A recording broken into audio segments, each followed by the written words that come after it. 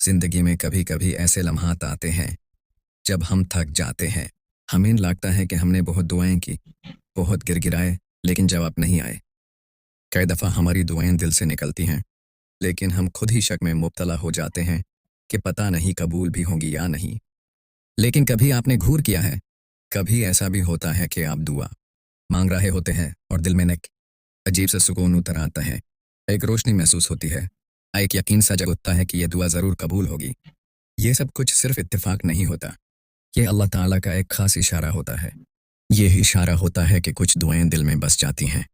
क्यों कुछ दुआएं मांगते वक्त दिल को बार बार यकीन होने लगता हाय कि ये ज़रूर कबूल होगी। बस आज की ये वीडियो आपके लिए है। अगर आप किसी ऐसी दुआ के लिए रो रहे हैं, किसी दुआ की कबूलियत के इंतज़ार में हैं, तो आपको ये आखिर तक देखनी चाहिए, क्योंकि हो सकता है ये वीडियो आपके नसीब में लिखी गई हो। याद रखो, आप कभी तन्हा नहीं हो। चाहे दुनिया आपका साथ छोड़ दे, चाहे आपके अपने आप की उम्मीदें तोड़ दें, चाहे हर दर बांट हो जाएं, लेकिन एक दर हमेशा खुला रहता है, अल्लाह का दर। अल्लाह ने कभी किसी की दुआ रद्द नहीं की। अल्लाह कभी किसी फरियाद को नज़रअंदाज नहीं करता। अल्लाह ने कुरान में फरमाया, मुझसे दुआ मांगो, मैं तुम्हारी दुआ कबूल करूँगा। ये वादा है अल्लाह का, जो सबसे ज़्यादा सच्चा है, जो कभी अपने वादे से फिरता नहीं। तो फिर शक कैसा?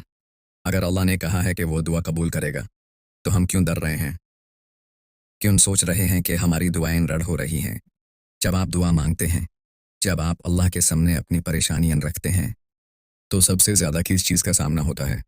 मायूसी का, शैतान का। उसका सबसे बड़ा हथियार यही है कि वो आपको मायूस कर दे, दिल में वसवासे डाल दे कि तुम्हारी दुआ कबूल नहीं होगी, तुम इस लायक नहीं, अल्लाह तुमसे नाराज़ है, तुम्हारे गुनाह बहुत ज़्यादा हैं, दुआ कैसे कबूल होगी।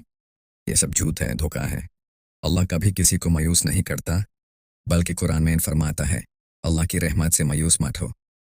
देखो, मायूसी शैतान का रास्ता है और दुआ अल्लाह की तरफ ले जाने वाला सबसे ताकतवर वसीला है। अगर आपने कभी दु-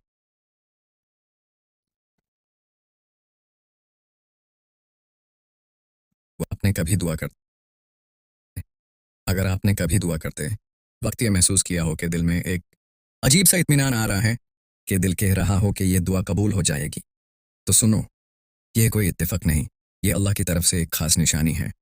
अल्लाह आपके दिल में यह यकीन डाल रहा होता है, क्योंकि वो आपकी दुआ सुन चुका होता है, आपकी फरियाद कबूल कर चुका होता है, आपकी आजमाइश ख़त्म करने वाला होता है। यह यकीन, यह रोशनी, यह सुकून, यह सब सिर्फ अल्लाह देता है। आपने कितनी दफ़ा यह महसूस किया होगा कि एक ही दुआ बार बार ज़ुबान पर आ जाती है, दिल को एक खास दुआ मांगने में लुत्फ़ आने लगता है। यह सब आम बात नहीं, यह इस बात का इशारा है कि अल्लाह आपकी दुआ को पसंद कर रहा है। कभी कभी अल्लाह हमें दुआ में लगा देता है, क्योंकि वो चाहता है कि हम उसके करीब आएं, उसकी रहमत में लिपट जाएं, सिर्फ उसी से मांगें। और जब आपको यह यकीन होने लगे, तो समझ जाओ कि कबूलियत करीब है। अगर आप भी किसी दुआ के इंतज़ार में हैं, अगर आपने भी अल्लाह के आगे फरियाद की है और आप चाहते हैं कि आपको पता चले कि आपकी दुआ वाकई कबूल होने वाली है, तो सुनो, जब कोई दुआ कबूल होने के करीब होती है, तो ज़िंदगी में कुछ खास निशानियां ज़ाहिर होने लगती हैं, और अगर आप घूर करें तो आप भी उन्हें महसूस कर सकते हैं। पहली निशानी ये है कि जब आप दुआ मांगते हैं, तो आपको अंदर से एक अजीब सा सुकून महसूस होने लगता है। पहले अगर दिल बेचैन था, तो अब एक इत्मीनान महसूस होता है। पहले अगर वसवासे आ रहे थे, तो अब एक अजीब सा यकीन होने लगता है कि जो मांगा है वो मिलने वाला है। यह सुकून कोई आम चीज़ नहीं है, बल्कि ये अल्लाह का ख़ास तोहफ़ा है, जो वो सिर्फ उन लोगों को देता है जिनकी दुआएं उसके यहाँ कबूलियत के करीब पहुँच चुकी होती हैं। अल्लाह कुरान में फरमाता है, सुनो, अल्लाह के ज़िक्र से ही दिलों को सुकून मिलता है। जब आपकी दुआ अल्लाह के यहाँ पसंद की जा चुकी होती है, तो अल्लाह आपको इसी वक्त सुकून दे देता है। तो आगे काबुल होने की दूसरी निशानी ये है कि जब आपकी दुआ कबूल होने लगती है, तो अल्लाह आपको और ज़्यादा दुआ की तौफीक देता है। आपका दिल चाहता है कि आप और ज़्यादा दुआ करें, और ज़्यादा रोयन और ज़्यादा मांगें। क्यों?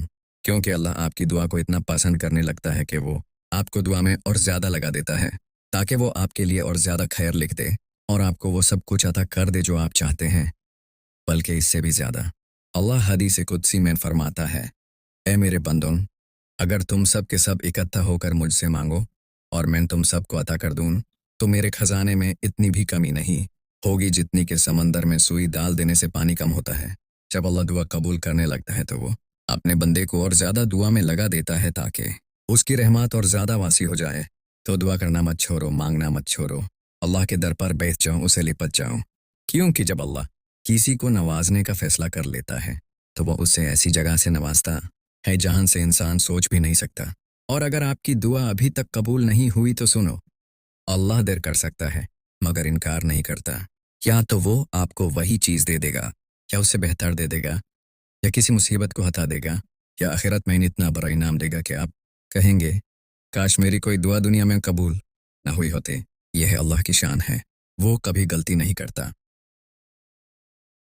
اگر اللہ تعالیٰ کی ذات کسی شخص کو آپ کے دماغ سے نکلنے نہیں دے رہا، اٹھتے بیٹھتے سوتے جاگتے وہ شخص آپ کے ذہن میں ایکٹیو رہتا ہے۔ ظاہری طور پر آپ اس شخص سے ملے نہیں یا پھر اس سے آپ کا بریک اپ ہو چکا ہے، لیکن اس شخص کی یاد آپ کا پیچھا نہیں چھوڑ رہی۔ آپ اس سے بچنے کے لیے خود کو مصروف رکھتے ہیں،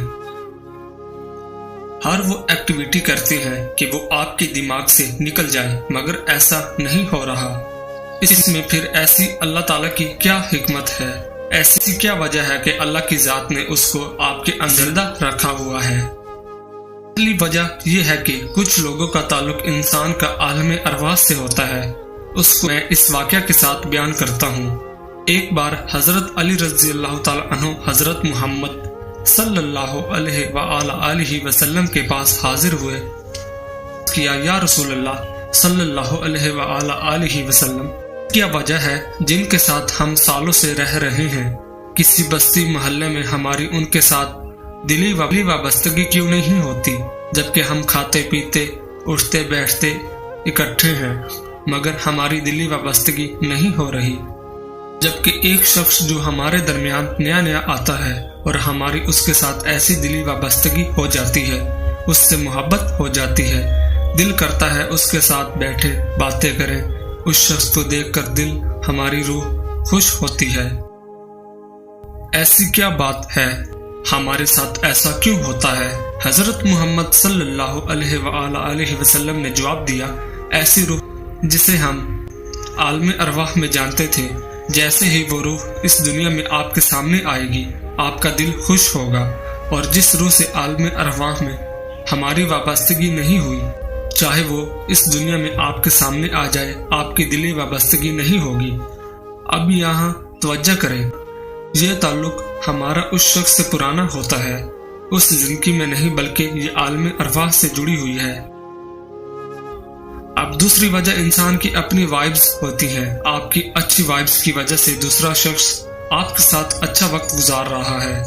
مثال کے طور پر آپ کسی شخص کے ساتھ اچھا وقت گزار رہے ہیں، اس کے ساتھ خوش ہیں، کھا رہے ہیں، پی رہے ہیں، آنا جانا وغیرہ، اور ایک بہترین ریلیشن شپ ہے، اس کے ساتھ وقت گزارتے ہیں، پھر ہوتا کیا ہے؟ دوسرا شخص آپ کے ساتھ اتنا اٹیچ ہو جاتا ہے، وہ خود کو بلا آپ کی طرف کھینچتا ہی چلا جاتا ہے، پھر اس شخص کے لیے آپ اس کے جینے کا مقصد بن جاتے ہیں۔ ہوتی ہے نا ایسی کوشش، لگتا ہے نا کہ وہ شخص نہیں ہے، زندگی میں تو کمی سی ہے۔ پھر ایک وقت آتا ہے کسی مجبوری سے یا کچھ ایسا ہوتا ہے کہ آپ اس شخص کو چھوڑ دیتے ہیں، پھر اگلا شخص تو تباہ ہو گیا نا۔ اس حالت میں پھر اس شخص کا تعلق اللہ سے بن جاتا ہے، کیونکہ وہ ٹوٹ چکا ہوتا ہے۔ اس کے بعد ایسا ہوتا ہے نا کہ آپ تو چھوڑ چکے ہوتے ہیں اس شخص کو، لیکن اس نام کے انسان، اس کی پسند ناپسند آپ کے پاس آتی ہے، یا آپ اس کو خواب میں دیکھتے ہیں، مینس کہ آپ بھی اس شخص کو بھول نہیں پاتے۔ ریزن یہ ہوتی ہے کہ وہ شخص بار بار اللہ سے دعا کرتا ہے اور اللہ ٹوٹے دل کی پکار کو کبھی ریجیکٹ نہیں کرتا، جس کی وجہ سے آپ شخص کو نہیں بول پاتے۔